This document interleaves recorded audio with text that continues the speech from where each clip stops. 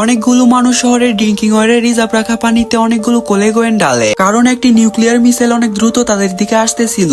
আর তাদের চিন্তা ছিল পানি অনেক দ্রুত জমে যাবে এবং মিসাইল এইখানে এসে আটকে যাবে, তা না হলে পুরো শহর ধ্বংস হয়ে যাবে। কিন্তু 10 মিনিট পরেও পানি জমে না, আর মিসাইল অনেক তাড়াতাড়ি তাদের দিকে আসতেছিল। জিমি মনে করে পানি তাড়াতাড়ি জমাতে হলে পানিকে নাড়াতে হবে, কিন্তু তার হাতের বেলচা দিয়ে পানি পর্যন্ত পৌঁছাতে পারবে না, আর এতটাও সময় নেই অন্য কিছু খুঁজে এখানে নিয়ে আসবে। তখন সে কিছু একটা ভাবে আর পানিতে নেমে পড়ে এবং পানি নাড়াতে থাকে, কিন্তু জমতে থাকা পানি প্রায় বালুর মতো হয়ে যায়। তাই জিমি ওইখানে আটকে যায়। সে অনেক চেষ্টার পরেও বাইরে বের হতে পারছিল না। অন্যদিকে মিসাইল 1 কিলোমিটার থেকেও কম দূরে ছিল। যদি নিউক্লিয়ার মিসাইল তার কাছে আসে তাহলে এইখানেই ব্লাস্ট হয়ে যাবে। আর এই সময় তার টিম একটি হেলিকপ্টার নিয়ে চলে আসে। তারা একটি রশি ফেলে যেন জিমি এটা দিয়ে বাইরে বের হতে পারে, আর হেলিকপ্টারের শক্তি দিয়ে তাকে উপরে টানে। কিন্তু এই কোলেগোয়েনের পাওয়ার এতটাই ছিল হেলিকপ্টারও তাকে একটু নড়াতে পারে না। তাই তাদের টিম অনেক চিন্তায় পড়ে যায়। তাদের টাইম অনেক কম ছিল, কিন্তু এরপরও জিমি অনেক শান্ত ছিল। সে আবার রশি হাতে নিয়ে পানির নিচে ডুব দেয়। তার পুরো শরীর ভিতরে যেতেই রশি ভালো করে ধরে, আর এবার সিগন্যাল দেয় যেন হেলিকপ্টার চালায়, কারণ তার পুরো শরীর পানির ভিতরে ছিল।